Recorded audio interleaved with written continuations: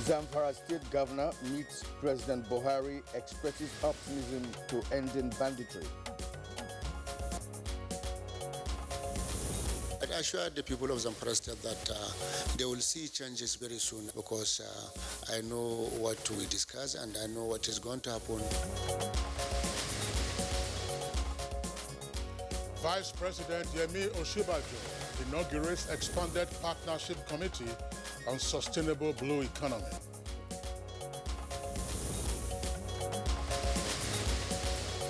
National Assembly to reconvene plenary today after end of year's recess. And on Good Morning Nigeria today, we shall continue our conversation on January 15th in Nigeria's history.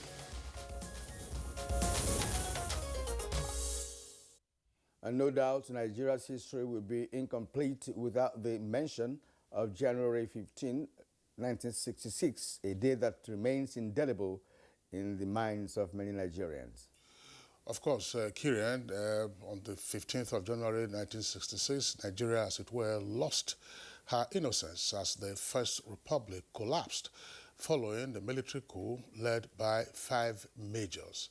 Now, on the other hand, the day has also been set aside to be marked annually to honor fallen heroes and others who paid the supreme price in the service of the country. And as a deliberate effort to remind Nigerians of the past with a view to learning from our mistakes, Good Morning Nigeria took up the issue on the eve of the Armed Forces Remembrance Day commemoration for 2022.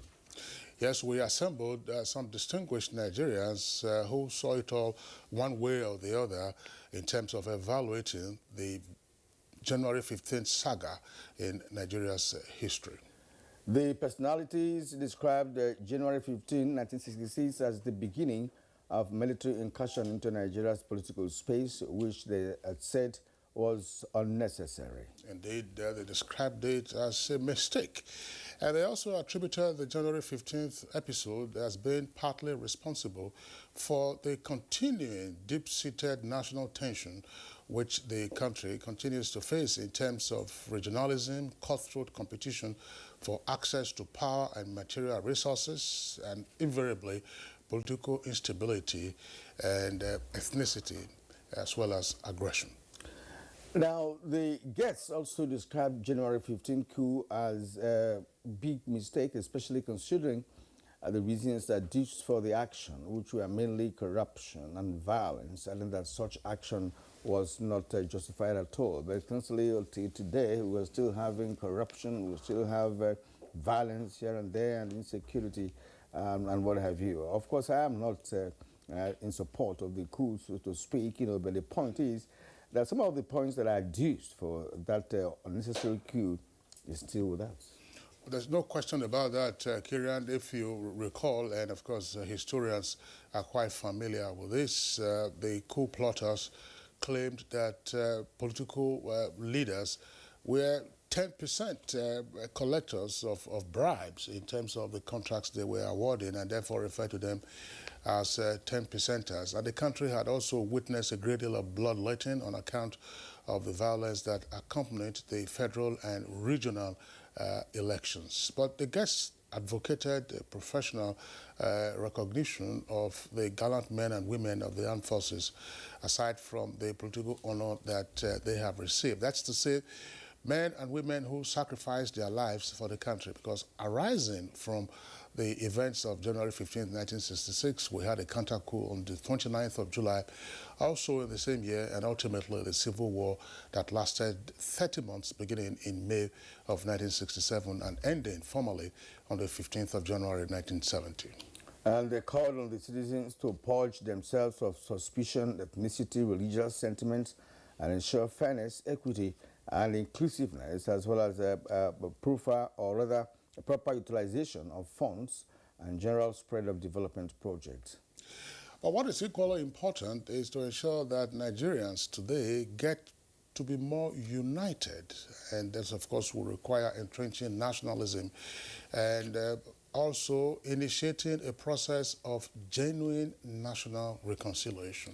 And this is because, Kirian, the point was also made that at the end of the Civil War, when we had the 3 R's, namely rehabilitation, reconstruction, and reconciliation, the leg of it, that's to say reconciliation, has never fully been achieved, notwithstanding the number of initiatives, including the introduction of the NYC scheme and the construction and establishment of many more unity schools, as well as, of course, the inclusion of the federal character principle in the Constitution. Well, this is one reason why we are referred to as a developing nation. Most of those things you mentioned are not really playing out, till today. So we hope that something good will happen going forward. Now, how and who would initiate the process of genuine reconciliation? What steps should be taken to achieve that? What strategies or modalities should be adopted to ensure that Nigerians are more united? What kind of devolution of power should be done to guarantee more united and inclusive Nigeria? These are some of the questions we intend to ask as we continue our discussion on January 15 in Nigeria's history. Today on Good Morning Nigeria, we are reaching you live on the network service of the NTA. My name is Kirian Umayo. Thank you for joining us. And I'm Kingsley Osadolo. I join my colleague Kirian to also welcome you to the program, in the course of which we have our complimentary segments, including newspaper review and business. For now, here is Dennis Adegunloye, who has the highlights of the morning news. Good morning, Dennis. Good morning, Kingsley, and Kieran, good morning, Nigeria. Here is the morning news. Governor Bello Mohammed Matawale of Zamfara State has expressed optimism that the bandits and other criminal elements threatening the peace, security and socio-economic well-being of the state will soon meet their Waterloo. The governor stated this while briefing journalists after a closed-door engagement with President Muhammadu Buhari on the security situation in the state. I wonder how people will just be writing figures without, having genuine information from those communities. We confirmed 58 people who were killed, but I assured the people of Zamfara State that they will see changes very soon, because I know what we discuss and I know what is going to happen. Vice President Yemi Osinbajo has inaugurated an expanded partnership committee on sustainable blue economy. The committee, which is chaired by the Vice President, is composed of state governors, several ministers, representatives of military and security agencies, and other members from the private sector. The committee's terms of reference include providing an assessment of the current realities, opportunities, and challenges for economic diversification and the growth of a sustainable blue economy in Nigeria, as well as identifying and reviewing relevant policies and institutional capacity building mechanisms for blue economy development in Nigeria, among others. The blue economy is the sustainable use of ocean resources for economic growth, improved livelihoods and jobs while preserving the health of ocean ecosystems.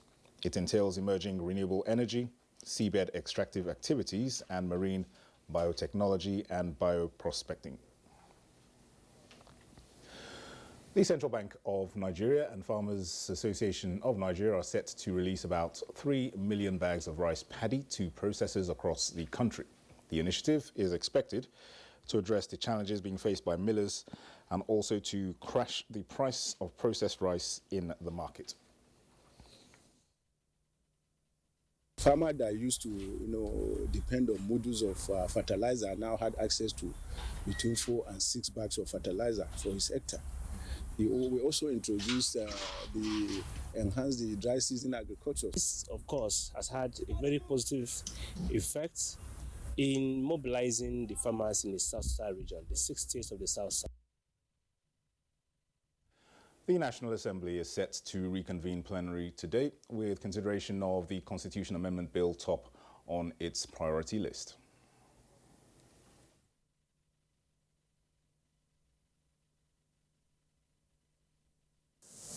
When we return, we have one major legislation, and that is the Constitution Amendment. We are expectant that our Committee on the Review of the Constitution will be presenting the report to this chamber as soon as we resume. We are ready to go. This Senate means business.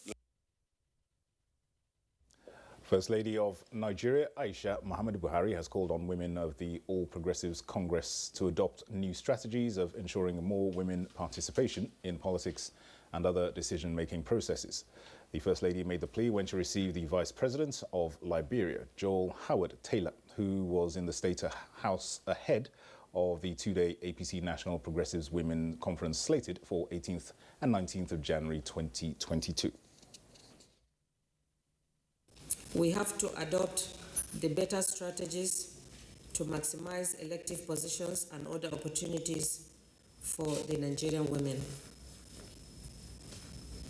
At the core of it, we need unity of purpose and support for each other as women.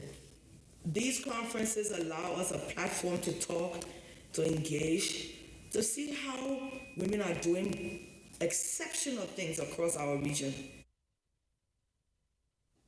State governors on the platform of the All Progressives Congress say the proposed February 2022 National Convention of the party is sacrosanct. The governors at a strategic meeting in Abuja have mandated the Governor May Malabuni-led caretaker committee to fix a date for the National Convention. We discussed our oncoming convention, which you may recall I had cause to address the press after we visited with Mr. President in November, where we expressed that both Mr. President and the party have agreed that the convention will take place in February. He spoke about our unanimous appreciation of Mr. President and especially the confidence he has in the forum.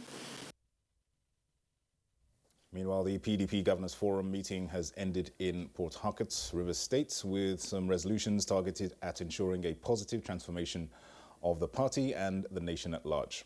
Chairman of the PDP Governors Forum and Governor of Sokoto State, Aminu Waziri Tambawal, briefed journalists at the end of the meeting. An early concluded electoral act is vital for credible elections. The strategies to confront terrorists, kidnappers, bandits, and other criminals still is a major problem. The meeting urged eligible Nigerians of all walks of life, particularly the youth, to register en masse with INEC to exercise their franchise in the 2023 general elections. The Nigeria Center for Disease Control has confirmed 249 new cases of COVID-19 in Nigeria. A breakdown of the cases shows that Lagos recorded the highest number for the day with 59 new cases, followed by Adamawa recording 46, Imo records 37, Kwara 14, Rivers 13, Kaduna 10, and Taraba 9. Other states with new cases are Cross River with 8, Bauchi 7, Niger 5, Delta and Ogun 4 new cases each, Nasarawa 2, and a single case in Kano. The recent figures bring the total number of confirmed cases in the country to 251,178, out of which 224,629 have been treated and discharged. The death toll now stands at 3,110. Well, that's the news for now. Good Morning Nigeria continues after this break with Kieran and Kingsley. Good morning.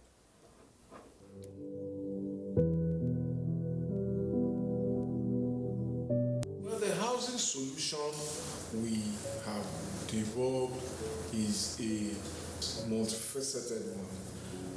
First, we have tried to lead a program to build what we think will be an acceptable and hopefully affordable housing type based on surveys we did in 2015-2016 and construction that started in 2017. And that's going on in 34 states as the National Housing Program. This message is from the Federal Ministry of Information and Culture.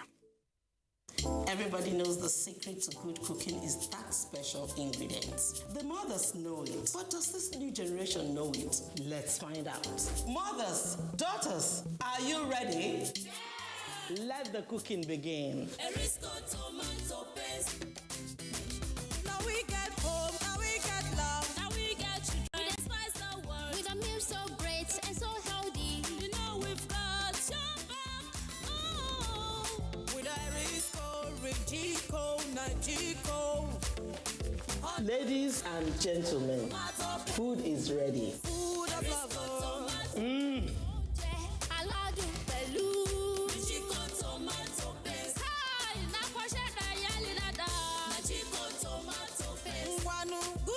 For the body, yum yum for the Erisco Rigico and Nagico tomato paste is made by Erisco Foods Limited, feeding Africans with healthy foods. See, nurse, she's saying she feels unwell despite my efforts to practice good hygiene. Mom says washing hands to keep the germs away. Washing hands is good, but surfaces can also have germs, and you shouldn't use just anything for cleaning them. Use Jik. Jik's formula has been scientifically proven to stay active for longer, giving you whitening and germ kill protection on a variety of surfaces. Disinfect to protect, just Jik it. Endorsed by National Association of Nigerian Nurses and Midwives. The 157-kilometer Lagos-Ibadan Railway is the first double-track standard gauge railway to be built in West Africa.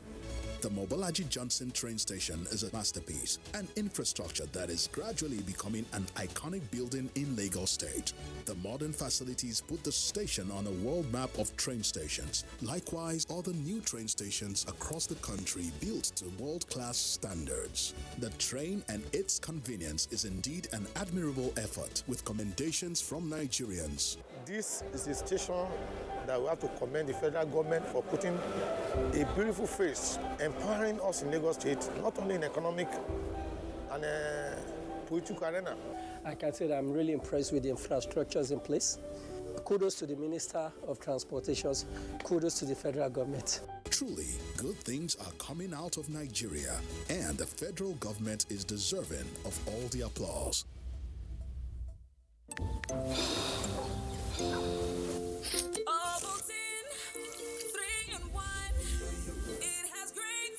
Big day ahead.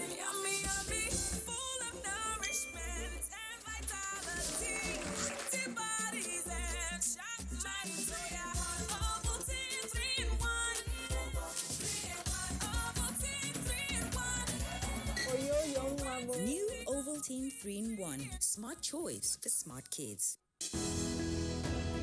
Dialogue, empathy, love, and unity. These are vital components of nation building. For all to be well, we appeal that we should refrain from volatile, provocative, inciting messages and language. Let's build and not destroy.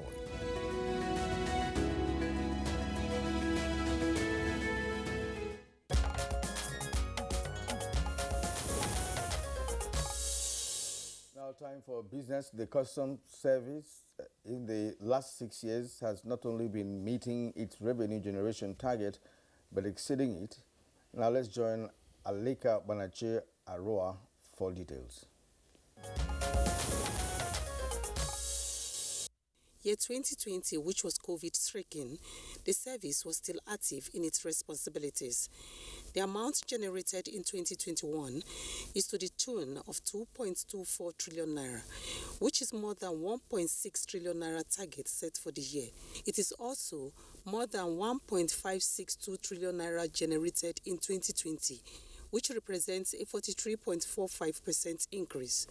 The service has therefore attributed the breaking sources to some factors. It's the combination of actions that have been taken, reform activities that have taken place over the years, that is resulting in this increasing revenue generation to the coffers of the Federation every year.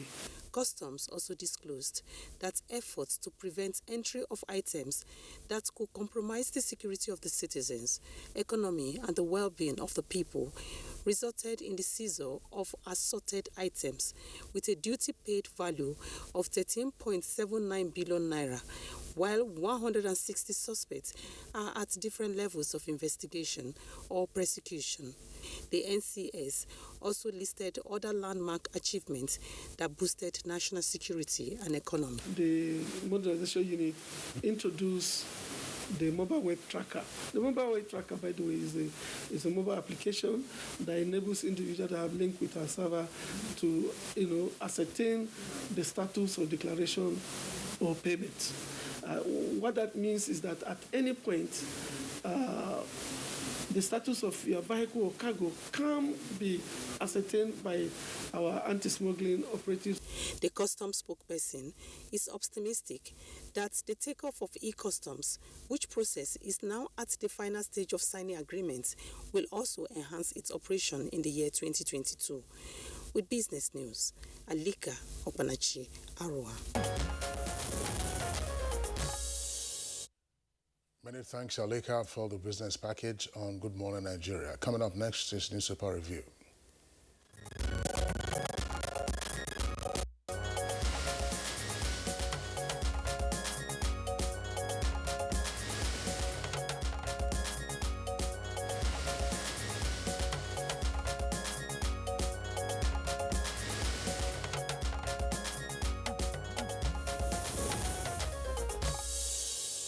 Now we have a reviewer, Bayo Atebi, with us. Bayo, good morning. Thank you, and Kyrie. welcome. Good morning. Good morning, Kinsley. Good morning, Nigeria. Right, Bayo, good to see you. Let's take a look quickly at the two newspapers that we have. There is a leadership newspaper, and on the front page of the leadership newspaper, we take a look at the following headlines.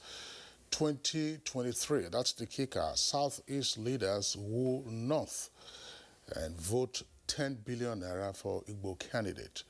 And you have that story in greater detail on page 4. Now, PDP governors silent on zoning and consensus candidate. APC governors pass vote of confidence on Buni committee. As PGF stands for Progressive Governors Forum, Director General resigns.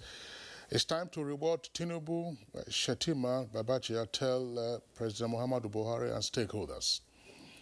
Progressive women move to break political and gender barriers. A whole national conference on women participation, inclusiveness and rights today to present one voice ahead of poll. Editors hold town hall on self-scrutiny in Kano. Editors hold town hall on self-scrutiny in Kano. Police rescue 16 kidnapped victims in Kaduna. And Kano, that's Nnamdi Kano, to face fresh terrorism charges. These are some of the headlines we're taking from the front page of the leadership newspaper. Kyria. And now let's turn to Al Jazeera newspaper. PDP governors to National Assembly override Buhari on electoral bill amendment. With riders process vital for credible elections, Ekiti Congress Committee submits report. Prioritize electoral bill upon resumption, CSOs urge National Assembly. That's on page 7. Northern leaders demand release of Leah Sharibu and others. Below that, we have bandits raid communities, demand petrol. That's communities in Niger State. That story is also on page 7 of Al Jazeera. At the bottom of the Al Jazeera newspaper, Akwa Ibom protesters accuse monarch of using cultists to impose levy. It's on page 6. Cholera. NCDC records 3,604 deaths, 111,062 cases in 2021. It's on page 10. On page 27, we have federal government to borrow 471 billion naira from capital market in the first quarter of this year, or it's on page 27. Sports now, the 2021 AFCON, no reason to underrate Guinea-Bissau, says the interim coach of the Super Eagles, Austin Iguavo. Let's bring in Bayo now. Thank you, Kirian. Let's start with the story relating to the Governors Forum of the People's Democratic Party, which rose from the meeting in Port Harcourt with a 9-point communique. They call for an early conclusion of the Electoral Act amendment to enhance credible elections. Presented by Governor Aminu Waziri Tambuwal of Sokoto State, they urged the National Assembly to either conclude deliberations quickly by either overriding Mr. President's withheld assent or delete areas of complaints. The party congratulated his family for the National Convention and also the emergence of the National Executive Council. They observed that the President's countenance and discountening state police deserve to be reconsidered because state police is a viable solution to tackling insecurity in Nigeria, which they describe as a near collapse with ceaseless flow of Nigerian blood. At the meeting was attended by 10 of the governors. They said Nigerians of all walks of life who are eligible should get themselves ready. The youth, they should register en masse with the aim of exercising their franchise in 2023. The Daily Trust reports that the All Progressive Congress may decide a convention date today. The paper says that May Bala Muni-led Caretaker Extraordinary Convention Planning Committee is to meet today. They said the deliberation of formation of committees for the convention and the possible name of a date will be decided today. Governor May Malabuni is reported to have visited President yesterday after he participated in the APC governors meeting, which ended on Sunday. A fallout of the meeting of the governors of the APC is the Director General of the Progressive Governors Forum, Salihu Lukman, who is said to have resigned. The Daily Trust reports that the DG resigned over divisions among governors over his statements on issues which tended to antagonize his position with those of party top hierarchy. Nigeria will be playing its last match in the first round on Wednesday. Nigeria is to play Guinea-Bissau, while Egypt, the other two, will play Sudan. Those are the two teams in the group division. Nigeria, the spirit in the Nigerian camp is quite high, and the coach says that there's no rationale in changing strategy, and Nigeria is going all out to at least fight for all the maximum points at stake. The Commandant General of the Nigeria Security and Civil Defense Corps, Ahmed Audi, has disbanded the anti-vandal unit in the Rivers State. This is sequel to allegations by Governor Nyesom Wike of Rivers State that the anti-vandal unit and the police are allegedly aiding and abetting vandals and illegal bunkerers in Rivers State. It may be recalled that illegal bunkering is responsible for a soothing atmosphere that has pervaded Port Harcourt and its larger part of the Rivers State. The Controller General Audi says that the Corps will investigate and those fingered will be dealt with decisively to serve as a deterrent to others. Well, Bayo, just to clarify that, it's not illegal bunkering specifically that is responsible for the atmospheric pollution in rivers, more particularly in Port Harcourt, the state capital. It is illegal refining.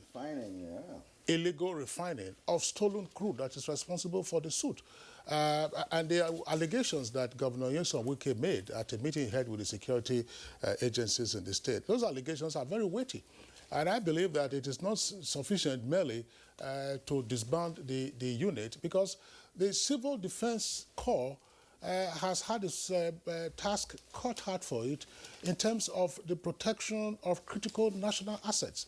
So if, therefore, there is an allegation that some of his officers, say in Rivers State, have been aiding and abetting illegal crude oil refining, the question arises, who were those officers? And have they been tapped? Have they been taken in for questioning? And what are the further steps that will follow? This is just, if you like, this is the onshore version of the stealing and selling of Nigeria's crude on the high seas. That, you know, these are matters that, of course, have often led to losses in terms of our national revenue. And Rivers people have had to endure the pollution arising from illegal refinery for a number of years now. And you ask yourself the question, what happened to the modular refineries? Actually, the Controller General had directed that the officers that were involved should report to the headquarters is for the purposes of investigation to deal with it once and for all decisively.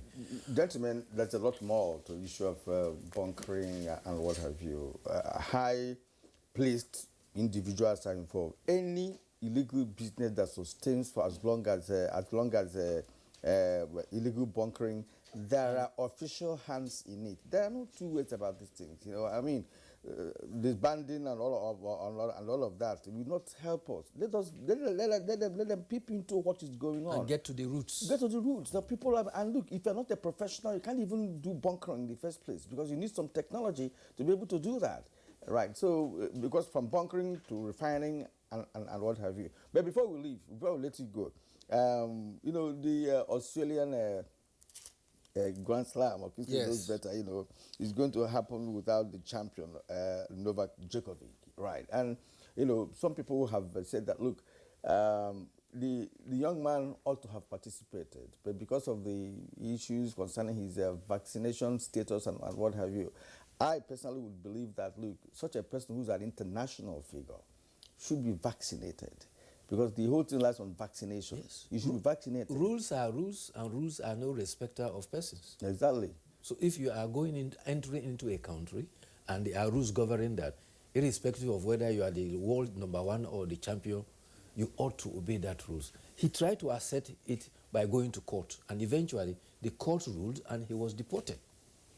Well, I think the facts are perhaps more elaborate than we have tried to abbreviate them in the last few seconds. Novak Djokovic did not simply head to Australia. Novak Djokovic received an exemption in the first instance from the from Tennis Australia. Now it is the right and power and prerogative of border control to admit you into a country irrespective of whether or not you have a valid visa.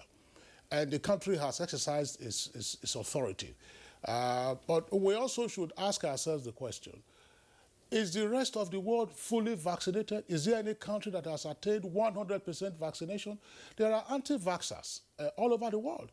And it so happens that Novak Djokovic holds very strong views that he doesn't feel that, you know, he should take the vaccine, just like some persons. And of course, if you hold such views, invariably there are consequences. And this is part of what the Australian authorities have exercised. But we must not miss out the political dimension to all of this. Australia is facing an election very soon. And so the country must be seen to be, the country's leaders and political authority must be seen to be tough.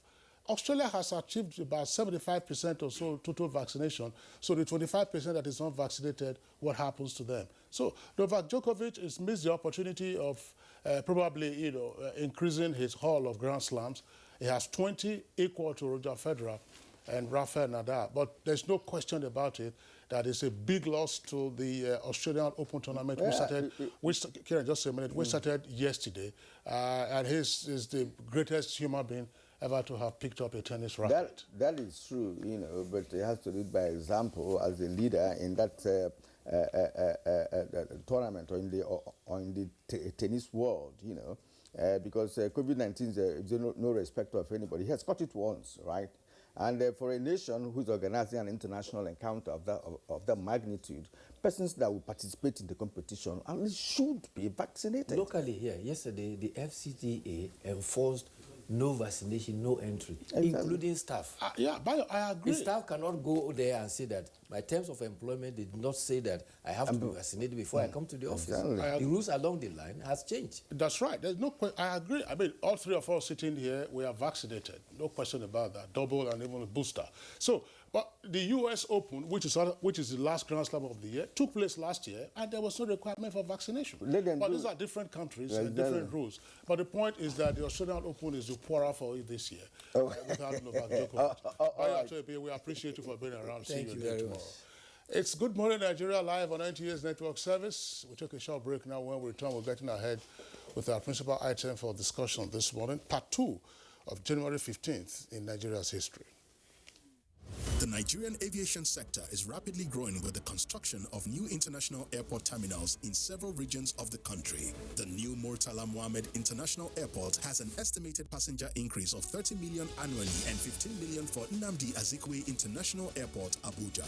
Malam Aminu Kano International Airport is also expected to open new frontiers for the region with more travel capacity for the annual Hajj, while the new Akanu Ibiam International Airport, Enugu, avails more business opportunities connecting the industrial cities in the region to the world. These new terminals beat world-class standards with enabling infrastructure that aid air travel, tourism, and the eventual growth of the country's GDP. Open up commerce and, of course, link us to international societies. People from international community will come here to do business, and then that will bring in more revenue to the state. Now, distances can be seamlessly covered as Nigeria keeps raising its bar to suit global infrastructure standards.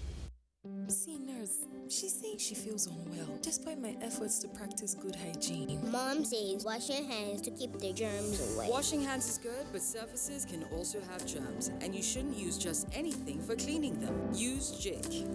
Jik's formula has been scientifically proven to stay active for longer, giving you whitening and germ kill protection on a variety of surfaces. Disinfect to protect, just Jik it. Endorsed by National Association of Nigerian Nurses and Midwives. The NOA, for example, has succeeded a great deal in sensitization during the pandemic, and we have found the community mobilization officers most effective in the sensitization and in the advocacy campaigns, creating awareness on the coronavirus pandemic.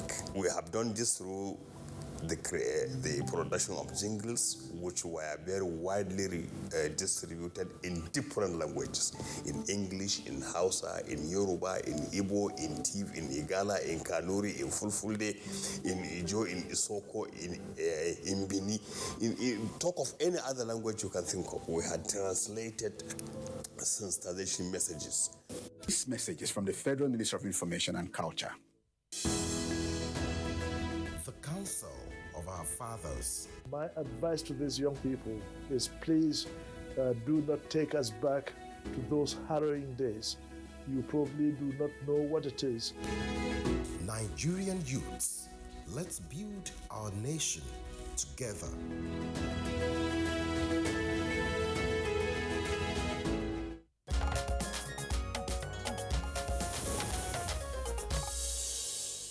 Prompt for continuation of our conversation on January 15 in Nigeria's history. Let's take these excerpts put together by Ekene Ndulwe.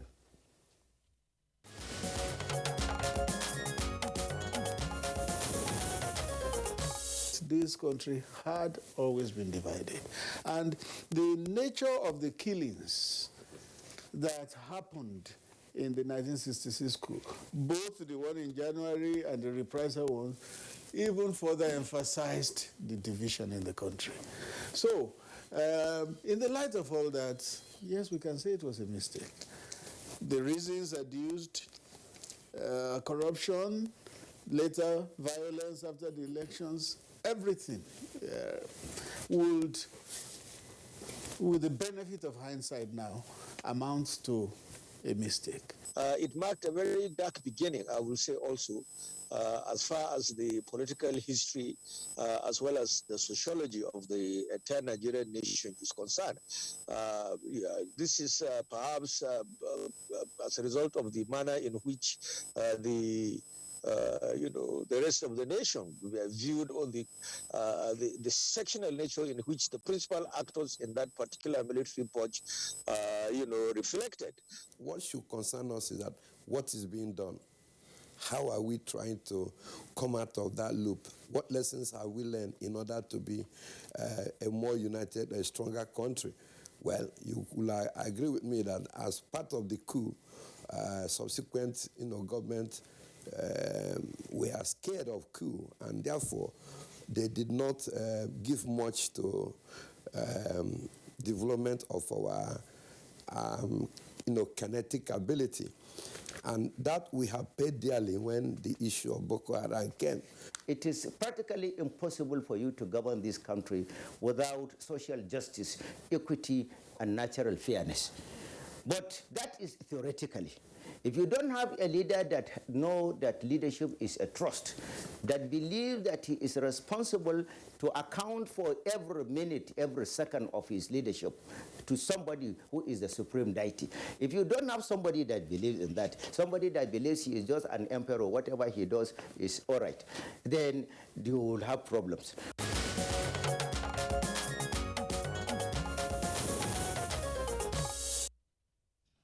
All right, now those were excerpts from the first part of our conversation on January 15th in Nigeria's history. That conversation, part one of it, took place on Friday. That was last week. Today, we have also assembled another set of very distinguished guests to interrogate matters arising from January 15th. With us in the Abuja studios, let's welcome Major General Ibrahim Bata Haruna, popularly known as General IBM Haruna. General Haruna, of course, is a former Federal Commissioner for Information and Culture. That's what they were titled at the time. That's the equivalent of a Minister of Information. He also is a lawyer. General IBM Haruna, we appreciate your being with us this morning. Good morning. Thank you. Happy New Year. And Happy New Year to you, too. We, of course, have to commend General IBM Haruna, senior citizen, 81 going 82, for him to have been up this early to be part of today's conversation. Let's also welcome Chief Femi Fani-Kaude. Chief Femi Fani-Kaude is a lawyer and also former Minister of Aviation. And he has a personal perspective to the events of 1966. His father, of course, was one of the political leaders in the Western region at the time. Chief Kaude, delighted to have you this morning. Thank you very much. Okay. All right, and also joining us in this conversation this morning is Osita Okechukwu, Director General of the Voice of Nigeria. So you're welcome to the program. Good morning, Nigeria. And from our Ibadan studio, we are being joined by Professor Olutayo Adesina, a professor of history, University of Ibadan. So thank you, Prof, for waking up with us this morning. Yes, thank you very much. Good morning and Happy New Year. All right, gentlemen, once again, a delight to have you with us. Let's begin this conversation with General IBM Haruna. General Haruna, we know what happened, unfortunately, on the 15th of January 1966. That was the day Nigeria lost her innocence and the First Republic collapsed on account of a military coup. Was the military as a class ready for the event of January 15th and ultimately its aftermath? Well, the military was not prepared for coup events. The military was trained to be subservient to the civil authorities or to the government. And what happened in January 1966 was an explosion of events that determined the pulse of Nigeria's politics up to that point. And I would like to reflect on some of these events very briefly. As for me, on that day, I was at the posting party that was being held by Brigadier General Mai Malari. I was there as also hosting the CEO of 4th Battalion, Colonel Lajima, who was commanding officer of 4th Battalion. I had served with the 4th Battalion in the Congo. Now, briefly, the pulse. As at January 1966, very briefly, when we look back, we know Nigeria had gone through some heating of the polity in 1953 by the motion for self-government, followed by a change, peaceful change to Republican Constitution in 1963.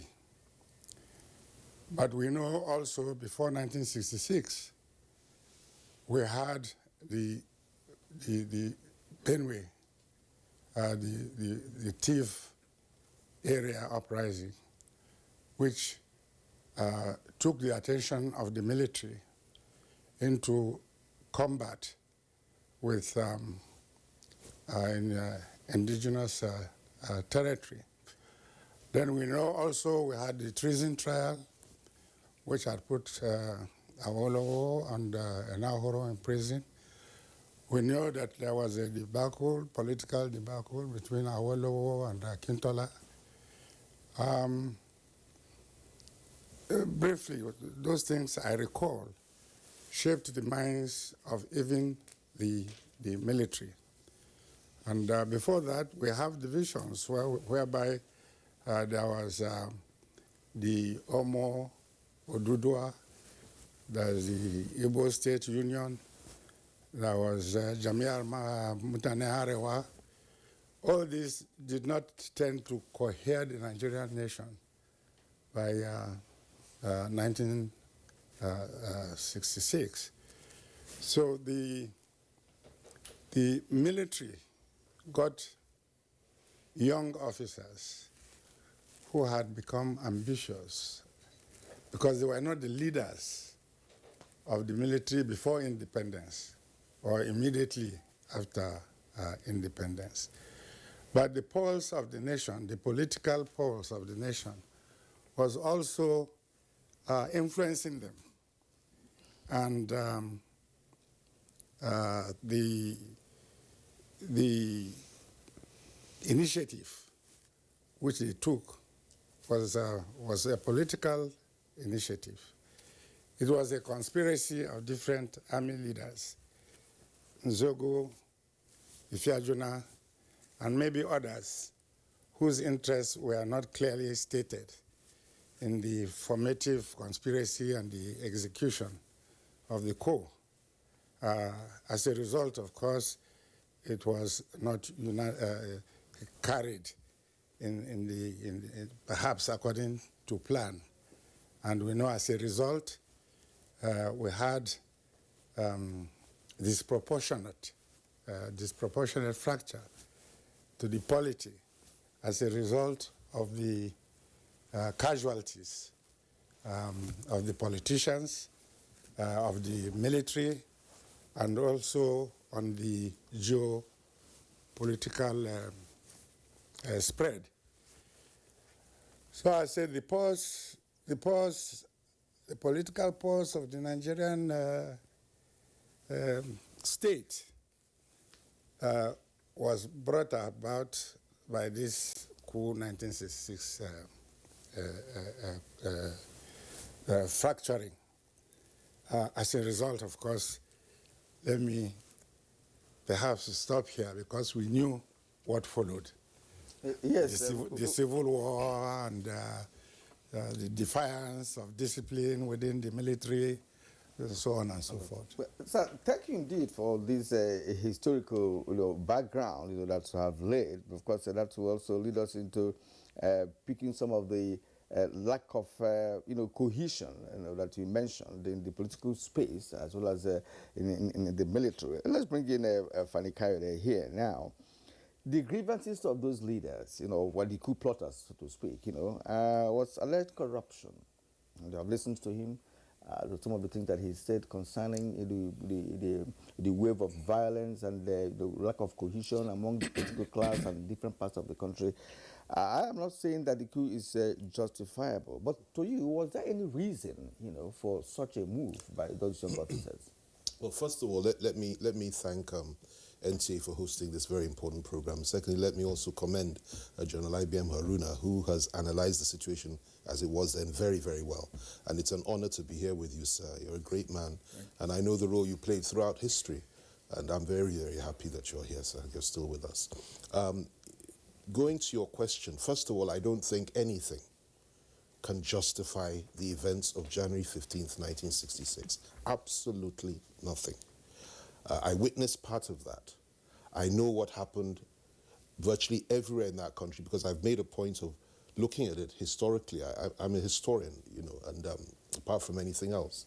And the reasons that were adduced for the course of action that were taken, in my view, do not make sense. You talk about corruption, you talk about ruptures here and there. Of course, there were issues in the First Republic, but the First Republic, in my view, probably remains the most sane and the most progressive in terms of leadership, quality of leadership that we've had in this country. These were men who, generally speaking, were very decent, civilized men, educated men, who really loved Nigeria from across the board. They had their differences, but to try to justify the actions of January 15th, 1966, by saying that, well, we did this because why we struck and all that kind of thing, has never really made sense to me. Of course, we've all been on a journey of discovery on this issue. For me, the bottom line is this.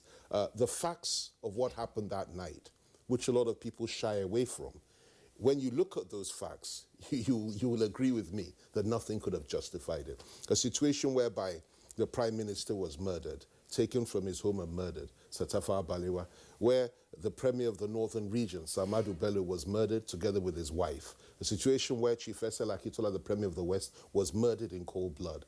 A situation where great army officers like Brigadier Maimalari, Colonel Shodeinde, there was Pam also, Lieutenant Colonel Pam, and so many others were killed. Ademulegun that you mentioned were all butchered, were all killed for no reason whatsoever. Ademulegun was killed together with his 8-month pregnant wife in Kaduna, I believe. On that night. And these men went into the homes of these people and slaughtered them in cold blood. They came to our home as well. My father was Deputy Premier of the Western Region at the time. And I remember I was 6 years old when they came, led by Captain Wobosi, who I got to know very well, by the way. He died last year. We got to know each other very well towards the end of his life. But extraordinary events that night. I remember them coming up the drive. I remember them storming our house. I remember my father going out to meet them.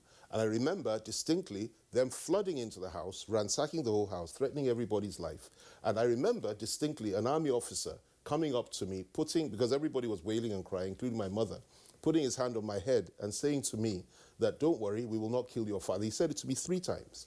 And I stopped crying after that. They took my father away.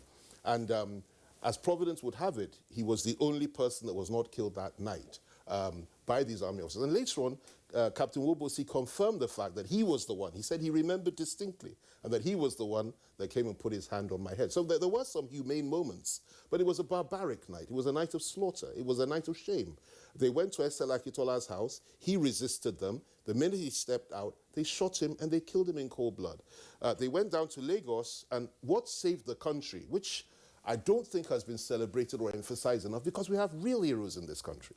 I mean, what saved the country was the fact that when they got to Dudam Barracks, they couldn't kill, or they didn't manage to kill Lieutenant Colonel Gawan as he then was. He had just come back from being abroad, and he was assigned to Dudam Barracks. They didn't find him that night. He was elsewhere. They didn't kill him. But the man of the moment, in my view, and the General will be able to confirm if I'm right or wrong, was a man by the name of, at that time, Lieutenant Paul Tafai. He's now a general, retired general, who was at Dudam Barracks and who single-handedly started to go from place to place with his loyal soldiers, resisting those that implemented this coup d'etat and this mutiny, resisting them, fighting them, arresting them, and keeping them in custody. And he paved the way for the return of General Gawan to come back to Dudam Barracks. And Gawan came in, and that is how Gawan's life was saved, and the troops were rallied to resist this mutiny. My father was taken to Dudam Barracks. And when he got to Dudam Barracks, it was a man called Takuda, Lieutenant Tafa, under the orders of Gawan, that stormed where he had been kept, and the people that were holding him were killed, and he was freed. So I know the story inside out, and it's very unfortunate that most of our people have not studied the history. But what happened that night was horrendous, and I pray it will never happen again. Of course, there were other events after that that were a counter to that as a result of the fact that when Ironsi came to power, because Ironsi literally took power, that's a story for another day, the following day, when he refused to step down at a celebrated meeting with all the remnants of Tafawa Balewa's government, and he was asked to step, Dip Charima was supposed to take over, and they refused to allow Dip Charima to take over. And in my view as a historian, what I always argue is this, that the first unsuccessful coup, as bloody as it was, in Nigeria took place on January 15th, 1966, led by Ifejuana, incidentally, and many of the politicians were also involved, which is what a lot of people don't like to say. They knew about it, especially those in the NCNC at the time. Many of them knew about it, but of course they ran away when it failed. But it failed. But the first successful coup d'etat, in my view as a historian, that took place in Nigeria was on January 16th, 1966, when Ironsi refused to step down. When Ironsi took power and refused to hand over power to Dip Charima, who was number 2 to Sir Tafawa Balewa, and simply said he wouldn't do it. And the president at the time, the Senate president at the time, oh goodness me, I've forgotten his name. Urizu. That's right, Urizu, who was there because, yes, he was there. He refused to swear in Dip Charima, and that's how Ironsi now said, well, listen, I can't guarantee your protection unless you hand me power. He said, look out of the window. My father was at the meeting. So, Shagari was there, my father was there, Chief Akijiri was there. They've all written about this. Look out of the window. We're surrounded by soldiers. I can only guarantee your protection and your safety of your lives if you allow me to take power. And that's how Ironsi took power. And throughout his time in power, he refused to prosecute those that perpetuated these evil, heinous acts. And by the way, that coup was led by Ifejuana. This is very, very important. It wasn't by Nzogu. Ifejuana, I'm so sorry, yes. He led the coup. Now, they refused, when Ironsi came in, he refused to prosecute these people. Instead, he simply incarcerated them.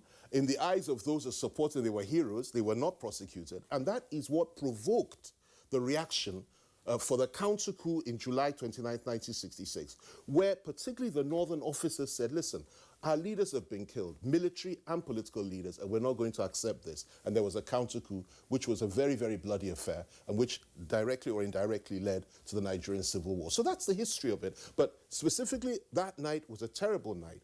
Anybody that feels that, because, there's this heroic aspect that is attributed to people like Nzogu and so on and so forth. We've all done it in the past. Sometimes, when I was young, I did things that young men do. When I'm a bit older, I realized that I was completely wrong. I do not see any of them as being heroes. I do not. I think what happened was wrong. If there were grievances, there were issues at that time, they could have been reconciled in a much more different way, in a civilized way, where bloodshed, innocent blood did not have to be shed. To drag men out of their homes in the middle of the night, kill them, kill their wives, and so on and so forth, is not a heroic act, it's an act of a coward. Femi Fani-Kayode, thank you very much there for the recall.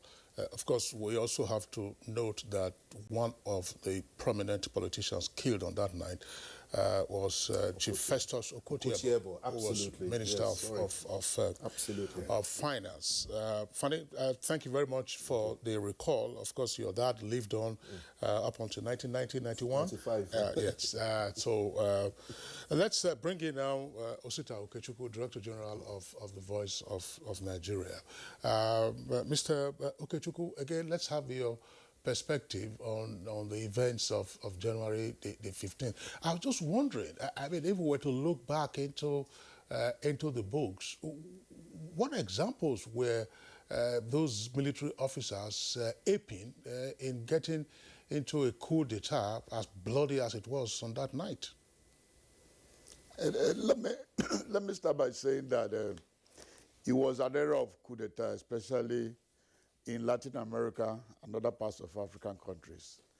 So it was like the main issue then. But I would have wanted to say that we politicians need to learn lessons of what happened then. That the day we continue to think that my own tribe is the best, that if you want to share something, you are Igbo, go and give the Igbos. If you want to do because you're Yoruba, go and give Yorubas. That those fault lines, have we learned lessons from those fault lines? Because back to the 50s, there was no unity among the ethnic groups. There was division, there was suspicion, there were stereotypes. And even those who made valid points to the days to the independence that, look, why don't the British tally a while? We are not yet ready. We need to do this, we need to do that before we came to independence. They neglected them. And those who came to power as well, they just went to the GRAs, the shoes left by the white people. They did not in any way think what are the fundamentals where this democracy will permeate to the people. And we are making the same mistake today. We are still neglecting the social contracts between the led and the followers. That those who came to power must at every point remember, one, luckily we all claim we are religious, we love God, we believe in God, but most of the time, we do not make our selection based on the best we have in the country. We go for patronages of these are my people, these are not my people. So whenever you have such continue to linger, the animosity will build up.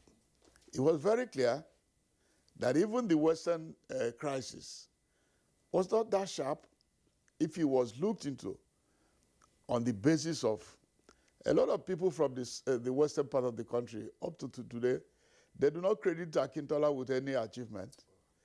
But they forgot that he built the University of Ife and most of the monuments and followed up on that Awolowo laid down as a government. But because of animosity, why is he having a handshake to the north? Why is he doing it to the south? Why is he doing that? So what I will, like NTA did well to look back where we're coming from. But I would like the next step NTA will take is also to try to line up those fault lines that led to that coup. Are we repeating it? If we are repeating it, NTA should also call people to advise on what to do next. Because it's good, we cannot forget yesterday, because yesterday is today's architecture. But did we learn any lesson? My fear is that we have not learned lesson from what happened on January 1996. 1966, sorry. All right. Thank you indeed, the DG, Voice of Nigeria. Professor Olutayo Adeshino, you've listened to other guests, of course, who all came from a historical point of view. Late Sam Bekwe, the former governor of Imo State, did say something when he was in power. He did say that the colonial masters left us too early. You know, that we didn't learn anything about governance before we had independence. This could be true because from what our guests have said so far, it does appear that we were not prepared because of, you talked about animosity, disagreements here and there, quarrels here and there, and young officers said, look, this is time to stop this, you know. Even though they weren't killing and all of that. But what is significant in all of this is that the issues adduced by these plotters are still with us. Let's get our own perspective. Okay, thank you very much. And I say I am also very happy to be on the same panel with other distinguished Nigerians, most especially General IBM Haruna. I was a very young boy when he was in power, and so it's nice to see him. And Chief Fanikayade, also nice to see you. Well, looking at Nigeria's history in the 1960s critically, first, it is not fair to say Nigerians were not ready for governance. If you look at the blueprints adopted by the different regions, especially in the 1950s, self-government, internal self-rule, you will see that Nigerians were actually prepared. The disagreements that came later had diverse motives. And as a result of this, what happened subsequently in January 1966, I would say Nigeria had it coming, most especially looking at the crisis in the Western region, especially Operation Wetie. And the men in the military were also Nigerians. They saw what was happening, they understood what was happening, they were listening to conversations, they were looking at all these agreements.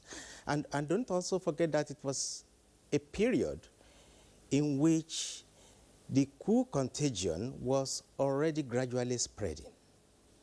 Yes, Latin America, but here in West Africa also, Sylvanus Olympio in Togo had been killed by the Eyadema group.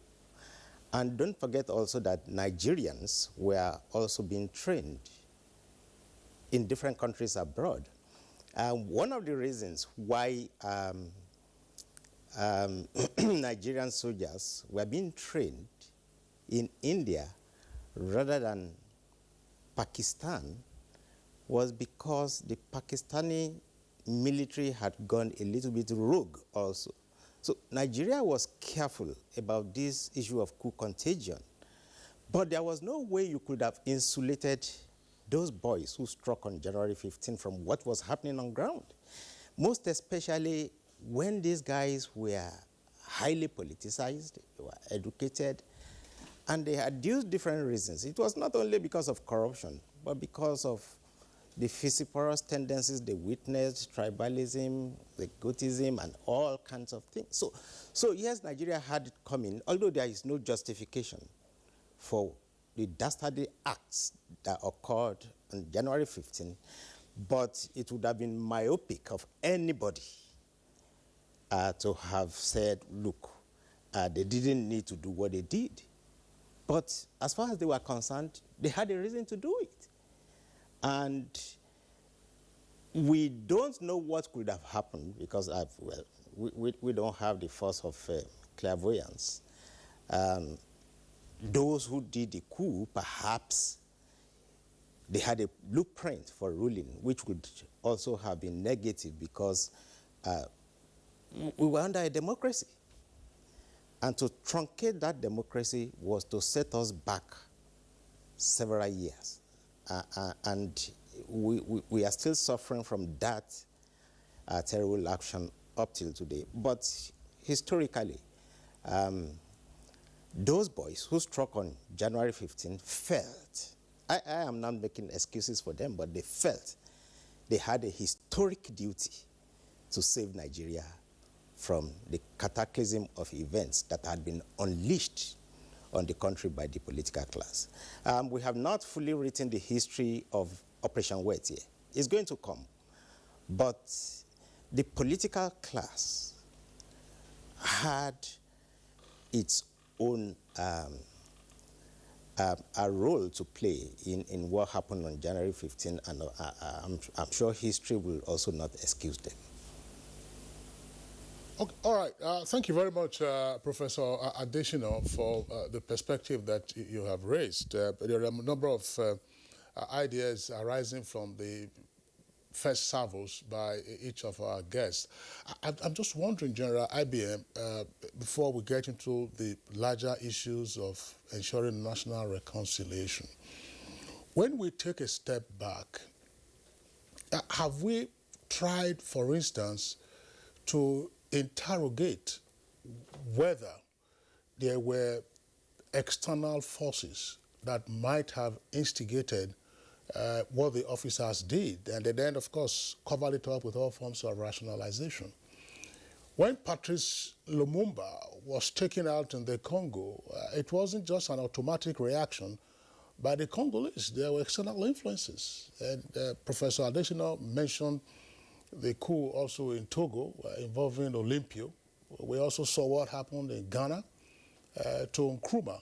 And then Nigeria, at the heart of the continent with its promise, and of course, once you had a few things bubbling to the top, it would have been so easy for any manipulator, assuming there was any such manipulator from an external environment, to say, this is what we needed to do. Otherwise, I mean, for instance, if the coup had already collapsed And we saw an example of how a coup collapsed in this country in April 1990, when Oka tried to overthrow General Babangida in office. If the coup had already collapsed, why the insistence by the senior military officer at the time, JT Aguiyi, to say, look, I will be in charge? Were we under some, if I say we now, were the military perpetrators under some illusion or under some manipulation? Well, the military leaders were perhaps intellectually under some illusion. But that illusion is not directly, in my opinion, imparted by the foreign powers. The colonial master was always viewed as not really interested in giving independence to Nigeria, but to go along and to continue to exploit it in the form of neocolonialism. However, indirectly, the officers were trained primarily in England, as well as the weapon operators. Material supplies were coming from United Kingdom. So the military doctrine and training were essentially imparted from the British and substantiated subsequently after some time by Canada, United States, and India. But I think, in my mind, I think the basic problem is that we presumed we were a sovereign state. In my thinking, we're a coalition of various ethnic nationalities who are endeavoring and have continued to endeavor to make sense out of the unity of being Nigeria. As a result, the politicians have not, in my mind, learned the basic fundamental politics of state building and state creation. So, having not learned much from that, we have continued with the same complaints that the co-makers made: corruption, injustice, discrimination, disproportionate division of power, and we are repeating similar things that motivated and endangered our growth to democracy, as it were in the early years after independence. Election rule and practice still has not been settled. In those days, direct or indirect candidature, at least I know in the North, they were provided by the feudal system of native authority and native governors. And as the desire for democracy was growing, the makeup of what they call the talakawas, that's the poor, those seeking for liberation from the feudal system, has continued.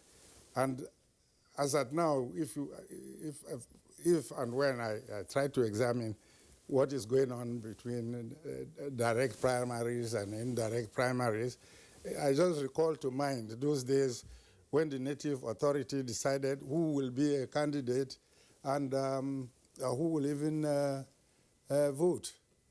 So I think that our presumption for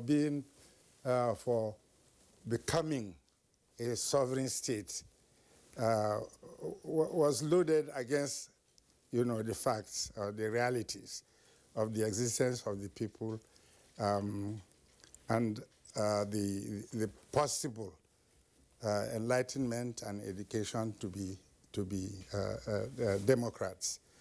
Then the other, I think that also one can say there's this presumption that we are equals and we have equal rights as citizens, whereas I think we know that the elites and those who command the political and economic and financial power at the crest come from an elite group who have found their ascension from the structure of the Nigerian state and the relationship between the Nigerian state and the social classes that exist in them and wish to perpetuate, their power.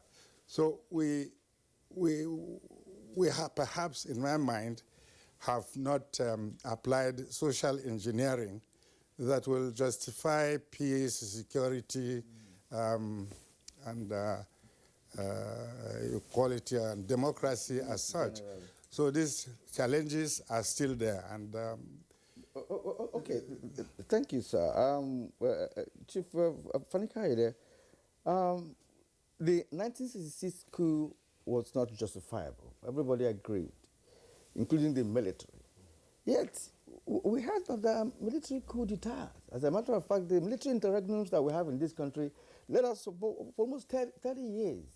Right. So, it became fashionable, for you to have military coups. And that happened up to the early 90s. Now, how did this impact on the nation's development trajectory? You did mention earlier on that politicians were also part of that coup. Right, they contributed to that coup. Yes. And even subsequent coups that we had in this country, politicians were also involved in the coup. So while people are blaming the young officers, who carried out the nefarious act, now not talking about the politicians who were involved in that. So how did all of this, impact on our development trajectory? Well, first of all, you're absolutely right. Coups did continue after that period for a number of years, right up until the 90s. And, but the difference when it came to the January 15th, 1966 coup, which made it so heinous, is the fact that innocent civilians were targeted and butchered. I think I'm right in saying this did not happen in probably any other coup that took place ever since that time. People were targeted, civilians, non-combatants, people that were not in the military were killed, plus people that were in the military that were not even prepared. They were killed in cold blood. And it's important to note another distinction between that action of that night and other coups d'etats that came subsequent to that, with possible exception of the July 29th coup. This particular coup was executed by people, 95% of the officers, 95%, and I've been through all the names, I know all the names, all came from one particular region in the country. So we can't hide the fact or run away from the fact that there was a very strong ethnic dimension to this. A situation whereby leaders, political and military leaders from the Northwest, what is the Northwest today, the Northeast today, the North Central today, the Southwest today, and the South-South today, were targeted and butchered in cold blood in their homes, and only one officer from the South, what is known as the Southeast today, was killed. That's Unegbe. He was the only one. He refused to give the keys up. He was the Quartermaster General, I believe. I think I'm right in saying that. So he didn't give up the keys for the armory, and they killed him. But 95% of the officers that took part in that coup d'etat were from a particular region in the country. And that is another reason why it was distinct to all other coups, except for perhaps the July 29th coup, which was essentially a counter coup. It was a revenge coup, which was essentially a northern affair, where a lot of officers from the Southeast were targeted that night in retaliation. And they did not hide the fact that we did this because our leaders were killed. So the January 15th coup is peculiar.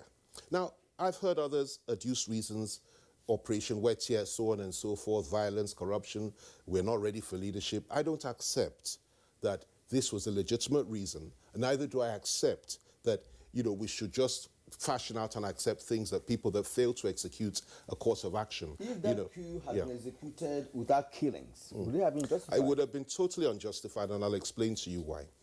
Where you have it would have made matters worse. If 95% of the people that executed that coup were from the eastern region, for example, which was a fact, okay, and they now managed to take power, what would the rest of the country have said the following day? And, so you cannot justify it. It was essentially an ethnic grab for power. Now, a lot of people don't like to hear that. I've argued both sides of this over and over again over the years. But we must be true to historical fact and not fashion out our arguments based on political expediency or whatever. Facts are sacred. Opinion is cheap, as you journalists always say. The fact of the matter is that this was a power grab by a particular ethnic group which failed. And they did it for, you may want to justify their reasons for doing it. Oh, there was the Northerners are ruling, the Northern, okay, fine. You may want to justify it that way. You may or you may not. But whatever you say, this was a power grab and it failed. What came after that power grab was equally heinous. A lot of people were killed. It led to pogroms in the north. It led to the civil war. 3 million people were killed. And so many things happened after that, which I've always said was disproportionate in reaction to what happened on January 15th, 1966. It's unacceptable to me, the things that we did to those people over those years.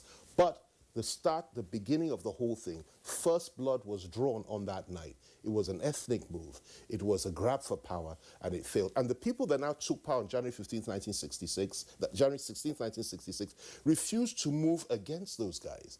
Probably because, in my view, again, he allegedly came from the same, more or less, ethnic group. And that is how it was perceived, rightly or wrongly.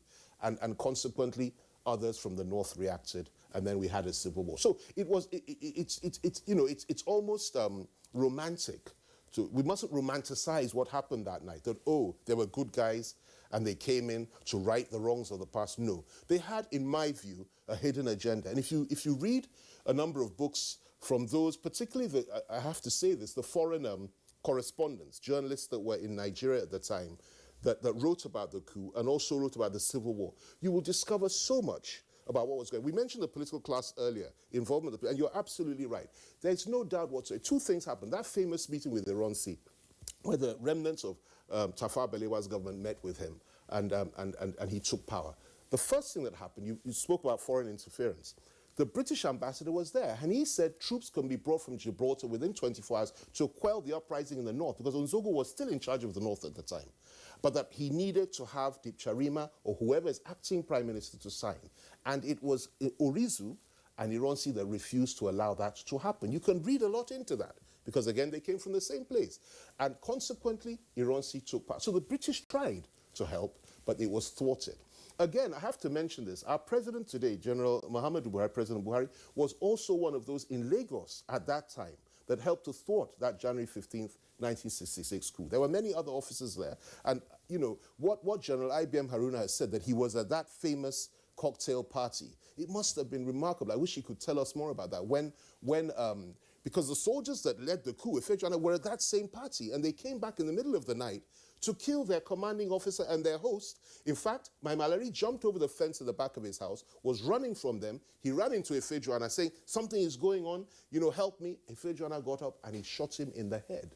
This is somebody that was one of his own officers. And we see this element of treachery over and over again. Okafor was another one. I know their names, every single one of them. The one that went into Ademuluge's room and killed him and his eight-month pregnant wife. We know their names. These are not the acts of a soldier. These are not the acts of people that wanted to do something heroic or save the country. They would have taken power. They would have kept the power for themselves. They wouldn't have helped the Igbos. They wouldn't have helped anybody. I believe it was a power grab for themselves and for themselves alone, and they would have ruled Nigeria, and only God knows where we'd all be today. Femi Fanikale, thank you very much. Gentlemen, this is part of what we should try to do. Having this historical background, understanding the facts, particularly for the younger generation, and then moving on. Yes. And my question is going to Mr. Osita Okechukwu, DG of Voice of Nigeria. You talked about reconciliation, which is an important part. Let's back up a bit. After the chain of events, January 15, 1966, July 29, 1966, which was a bloody counter coup, and the pogrom that followed in the north, and then the outbreak of the Civil War. At the end of the Civil War in 1970, we had 3 R's. That's what General Gawan's administration came up with: rehabilitation, reconstruction, and reconciliation. The argument is that we have not been able to achieve that third aspect of reconciliation. It appears that, as some persons have argued, that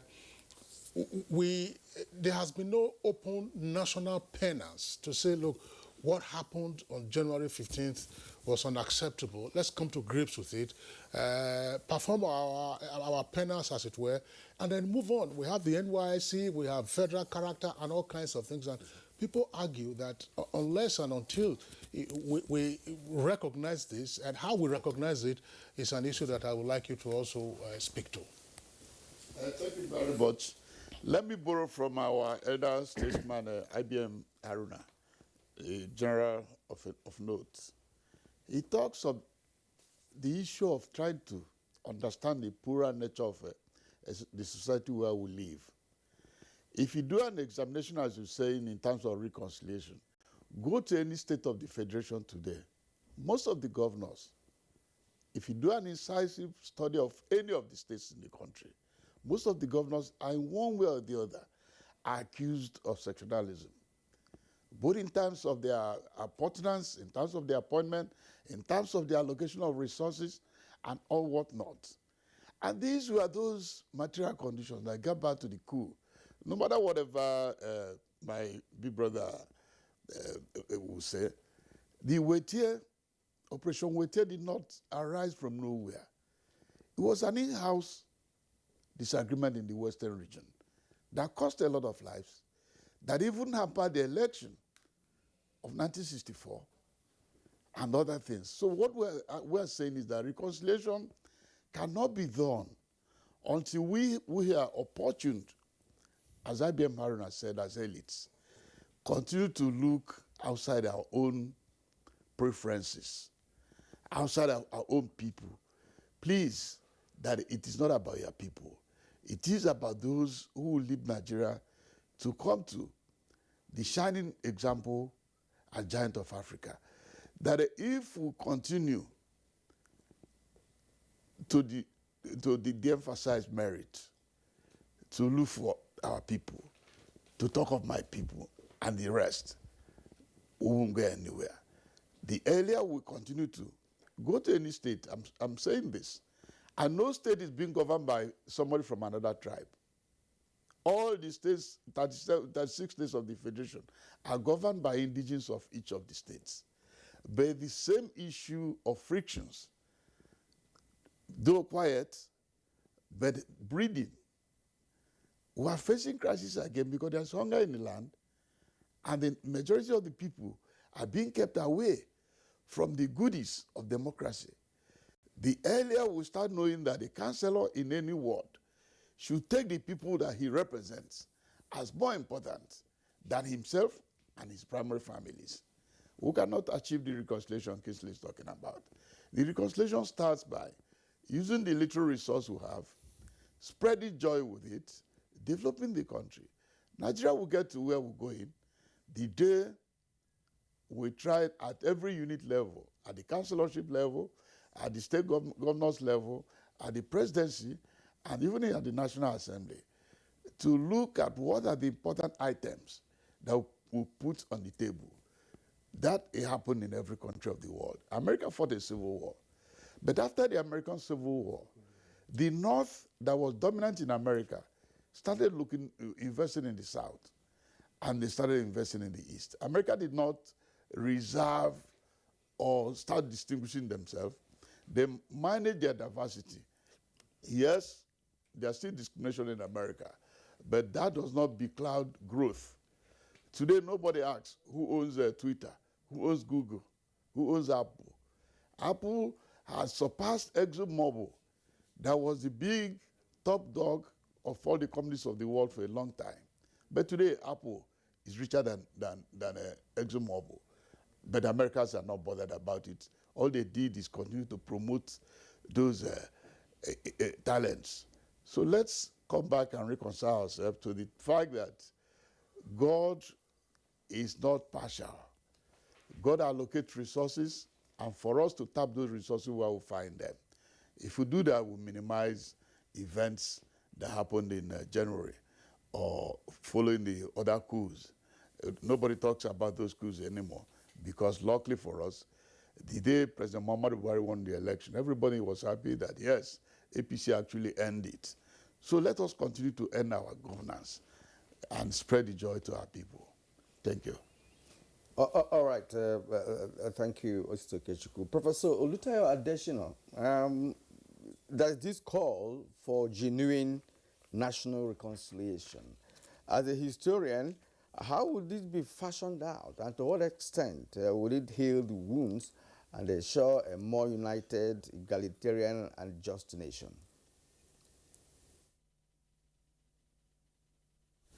Well, there are things that are critical to and in nation building. Those are the things that we have neglected over time. I must say we lost two opportunities in achieving the kind of reconciliation that would have served this country in good stead. The first one is that Justice Okuta panel. We lost the opportunity when we turned the entire thing into a circus. We needed to have witnessed people who would come out to tell stories, to beg for forgiveness, to reconcile with people they had wronged over the past, but we didn't do that. The second one, which I think is much more grievous, is when we yanked history out of the curriculum. That is when Nigeria engaged in a crisis of self-immolation. For us to get out of that crisis, it's going to take some time. Now we have had about 2 or 3 generations of Nigerians who have no sense of history. Without a sense of history, you cannot build a nation. Without a sense of history, you cannot reconcile people. We teach our children by rote today, state and capital, Abia, Umuahia, but they don't know those who live in Umuahia. They don't know the people, they don't know the custom, they don't know the culture, they don't know the ideals, values, principles, philosophy, they don't know. You cannot build this country in a vacuum. It's already almost too late to bring history back into the curriculum. It's back now, but it's going to take some time for it to sink, to percolate, and to begin to give our children that knowledge, that sense of identity, that values that will help us to cement the kind of unity we are talking about. So let's work on our history. Yes, we know facts are sacred, opinion is free, but yeah, we still have to start from somewhere. We no longer write history books because nobody wants to read history books. We no longer tell stories because nobody wants to listen. When you talk to these millennials, they tell you, what has that got to do with my wanting to go to the United States, Britain, or Canada? So we have on our hands now a generation that is physically Nigerian, psychologically American, and mentally British. You need such younger elements to create the new building blocks of creating a new Nigeria. The old people, at least some of us who witnessed part of what happened in the 1980s, 1990s, are also aggrieved because, you see, my group came out when structural adjustment was introduced, and so we were unemployed for a long time. We are also aggrieved. Everybody is aggrieved. You know, so let's begin by looking critically at the history books, explaining to a younger generation what went wrong and in what ways they could help to regenerate this country.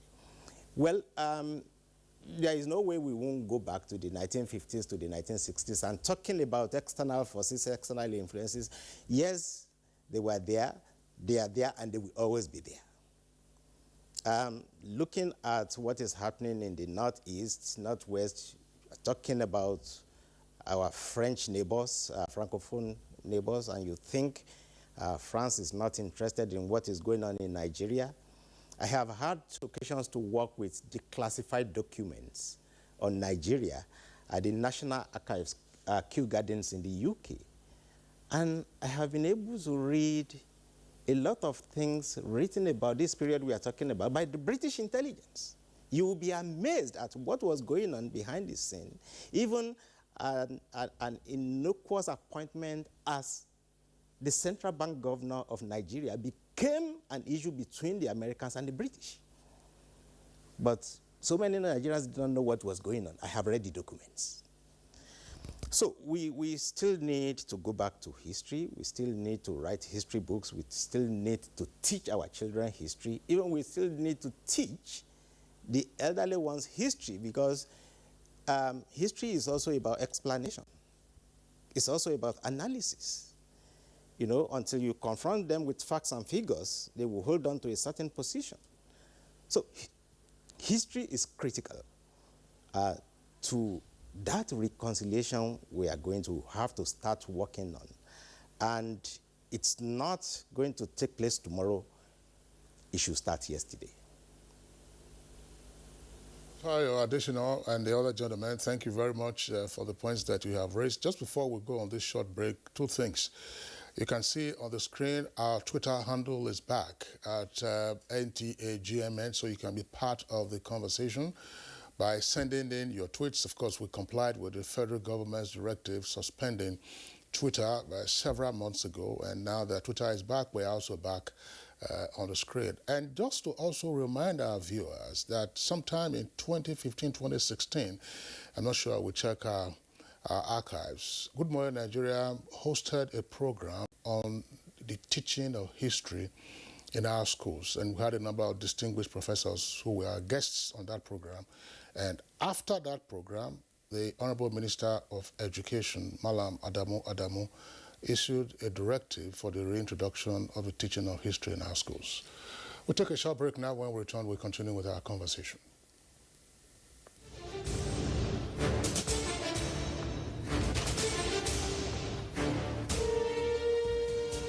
Finally, the hero of Nigeria's democracy has arrived. He shall usher us into a new phase of development, peace, and prosperity. He is the father of the new Nigeria, His Excellency President Muhammadu Buhari, GCFR. Welcome to another season of giving Nigerians hope yet again. We are sure of a great future for both ourselves and generations yet unborn. We look forward to your leading us as a nation into our manifest destiny. Though the challenges against us as a people are many, we know that your leadership shall set us on the right path to our greatness. A new dawn beckons on us all, and having you as our president is a precursor to this. Thank you for believing in Nigeria. This message is from the Nigerian Television Authority, NTA. We've been trying our best to contain the situation, and in our operations, we've been able to make a lot of recoveries. We've been able to also arrest suspects that are involved in this kind of activities, and we've been able to also recover particularly arms and ammunition from those who are carrying it unlawfully and disturbing the peace of the people. But generally, our morale in the Nigerian police is always guided by our commitment to do what we have sworn to do. Peace and security must be looked into as a priority by all. To look at security as the business of all of us. This message is from the Federal Ministry of Information and Culture.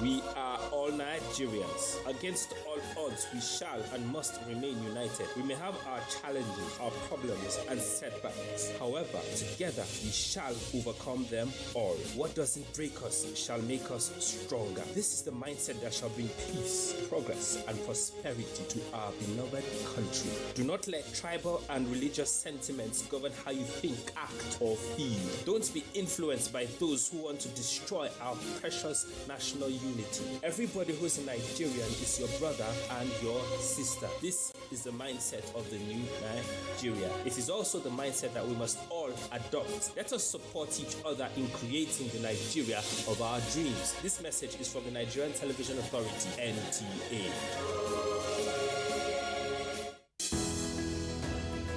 The Council of Our Fathers.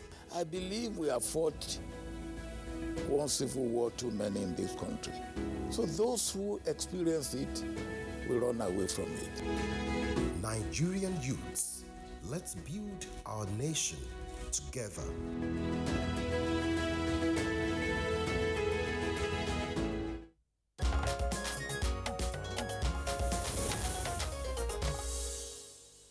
You're welcome back, and it's still Good Morning Nigeria, live on the network service of the Nigerian Television Authority. We're Africa's largest TV network.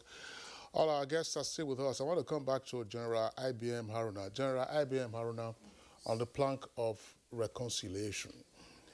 The point has been made that the events of January the 15th were provocative, and the revenge coup validated that provocation, if you like, in terms of what happened on July 29, 1966, and going on. But permit me, if you may, say, look, let's get into the northern mind and ask ourselves this question. What would it take for the North to forgive the events of January 15th, 1966? Or, on the other hand, why has the North not, as it were, overcome the tragedy of January 15th, 1966? Because the subtexts you find all around our country will be traceable to that singular event of January 15th, 1966. What will it cost for us to say, okay, no problem, let's forgive and let's forget and move on? Well, my thought on this, which I have not really given attention to, but I've always said that we have all become victims and perpetrators of coup. Our concern, as I believe, is to learn lessons historically from the events and to deduce from these events values that will be thought derivable from history that will support the creation of a new Nigerian society and the acceptance of the general citizens on the fundamental premises on which the Nigerian state will grow. I don't think that talking about Arewa, for example, it was a region. The Eastern was a region, the West were regions.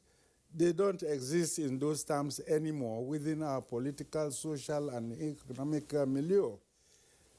I represented Arewa during the Oputa panel, and we went through all this agony that we have gone through. And I think we are all victims and we are all perpetrators.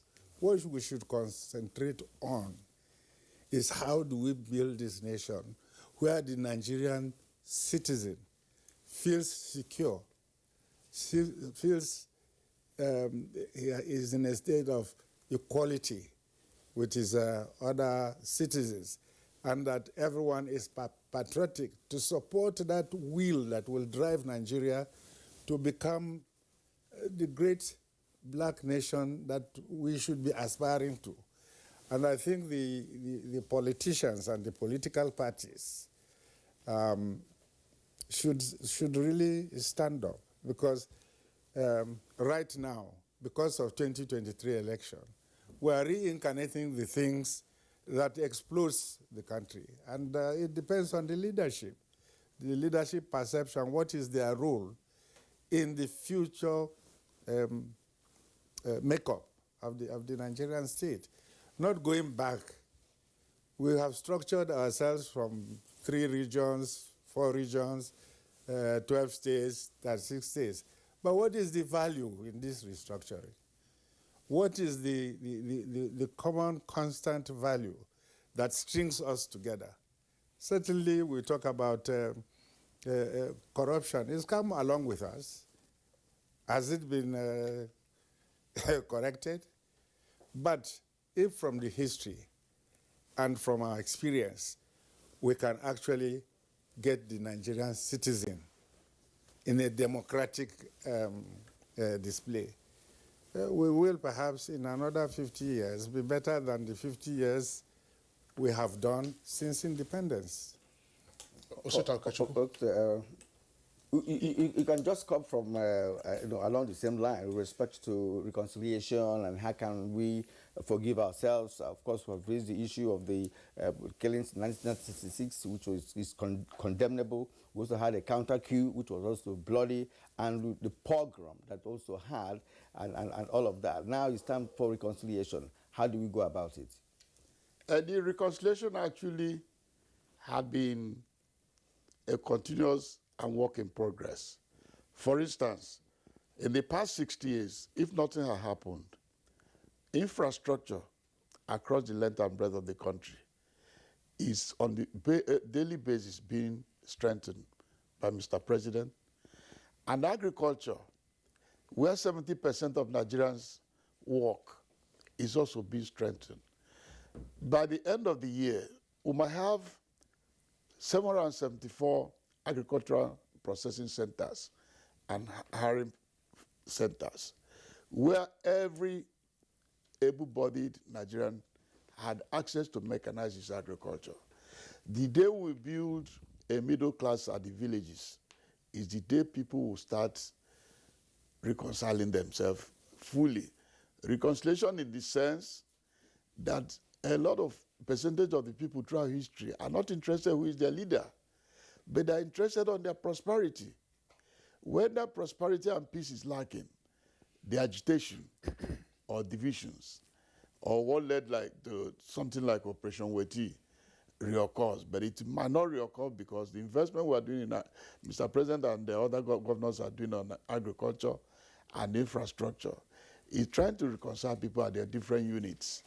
That even in the future, when we overcome the insecurity, you could see that Nigeria, one, will be in a position to feed itself, and the day we feed ourselves, the prosperity will return. Thank you. All right, Mr. Osita Okechukwu, Director General of Voice of Nigeria, I would like to appreciate your being part of our conversation this morning. Thanks a lot, and we'll see you some other time. Thank you. Okay, let's bring in Chief Femi Fani-Kayode once again on the aspect of reconciliation. In the closing thoughts of Osita Okechukwu, he tends to argue that economic development can catalyze reconciliation. If you agree with that view, what else is needed for us to do? To say, look, all right, this wound has really been deep, let's heal and then proceed therefrom. Well, I agree with him that you do need economic development throughout the country, and I think we need to be fair to all the governments that have been in power since the time of the Civil War. Certainly, that each and every one of them has made great efforts to try to reconcile the Nigerian people and to bring peace to the land. Some more than others, but by and large, everybody has tried their very, very best. But I think that, as the son of a man that moved the motion for Nigeria's independence successfully in 1958, for me, what has happened is quite a tragic thing over the years. And we still have a lot to do, a lot to achieve. It's not just about economic development. There's a lot more that we need to do. First and foremost, the professor that spoke earlier, the historian from, yes, brilliant man, because what he said was absolutely true. you must know the truth before you can be set free. The Bible says, know the truth and you shall be set free. We must go back to studying history.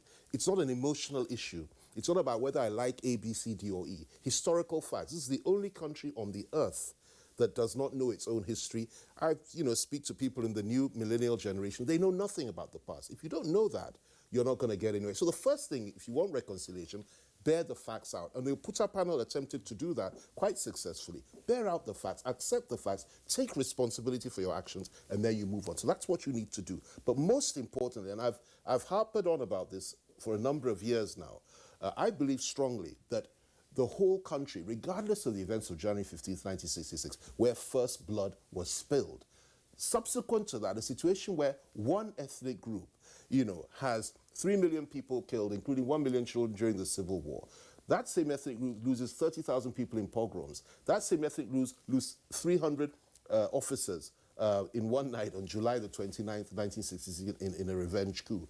And that same ethnic group has suffered immeasurably over the years. I think that we really do need to do something about that. If you look at the secessionist elements in the Southeast today, they hold on to that, in my view, quite rightly, and say, look, this is what we've suffered over the years. We need to be compensated, and we need to be acknowledged. And I think that would go a long way, reaching out, building bridges of love and support, forgiveness for one another. And we must also acknowledge this, and this is something that I think that I have to say here.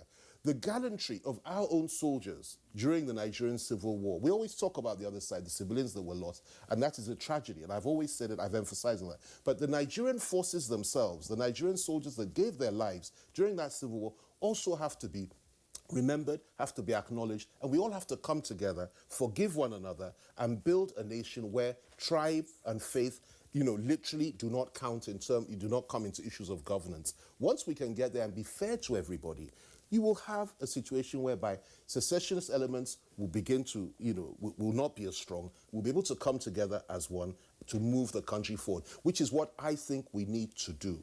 We need to forget our differences, come together, and remember that we are Nigerians before anything else. That's the way forward. Well spoken. You have just enumerated the number of ways through which we can get to reconcile and all of that. But you see, how does it start? Who moves it? What should be the agenda? What will be the meeting point? Who will call for this meeting? How will it now permeate the nooks and crannies of the entire nation? Because it's easily said than done. How does an ordinary Nigerian begin to feel, okay, we're now reconciled, we're building a nation, I don't want to be sectional, I don't want to be regional, as the case may be. So that has been a central point that we have all missed over the years. That since after the war and all of that, we ought to have come together. I recall that Ojukwu once said in the early 80s that we should have a national conference. And everybody, almost everybody that mattered, was against it. Yet we had a national conference, remember, in 2014 and all of that. Now we are calling for reconciliation, which requires such a conference for Nigerians to see it. So how can this be done, Professor Adesina? How can we do a genuine reconciliation that will impact on the polity and, by implication, entirely on Nigerians? Thank you very much. I am an advocate of the adoption of what you call a grand strategy, a high strategy. Nigeria has no grand strategy. And that's part of the problem we are sustaining in this country. Grand strategy is not Vision 2020. It is not policy. It is not. It's something that is higher. Have we attempted to create a Nigerian grand strategy? That's talking about vision, a long-term vision, where you put all your values, ideals, ideas together, and all this work coherently to establish a future that is much more inclusive and much more workable. Let's create a grand strategy. When Napoleon became emperor in France, one of the things he did was to say, look, let's start with the children. In our own grand strategy, we start with the children. It is just one aspect of the grand strategy. let's create the history books for them that they can read. Let's begin to affect them, influence them, talk to them about Nigeria. We are going to create a new Nigeria based on creating new values and orientation for these children. But we are not doing that. I'm happy you mentioned the issue of history back on the curriculum. You don't parachute history back into the curriculum, which is what they did. The same mistakes we made in the past that made history unpopular is also still going to be made. You need a much more strategic approach subsumed within the grand strategy to make history useful as a tool of nation building. So that's my answer. Let's create a grand strategy and let's see. Right, thank you very much, Professor Adesina. Useful points that you have also raised, like the other guests. And I believe that those who are watching and listening can take advantage of ICT to begin to infuse elements of history. You have also embedded history in various courses and all that. General IBM Haruna, let's get your closing thoughts on this subject. Very briefly, how do we avoid the mistakes of the past? Well, very briefly, I'll say that all these problems, strategy, doctrines, etc., has remained as academic because our governments have had recommendations on all kinds of issues. These recommendations were made by well-thought-of Nigerians, well-meaning Nigerians. But it appears they are not the one executing the recommendations. And those who are in charge are not concerned about putting the recommendations into use because of their own, perhaps, short-sighted desires. All right, sir. At this point, we are closing our conversation on this edition of Good Morning Nigeria. I'd like to appreciate General Ibrahim Bata Haruna, General IBM Haruna, former Federal Commissioner for Information and Culture. Thank you for coming here this morning. Thank you very much. All right. And, of course, former Minister of Aviation, Femi Fani Kayode.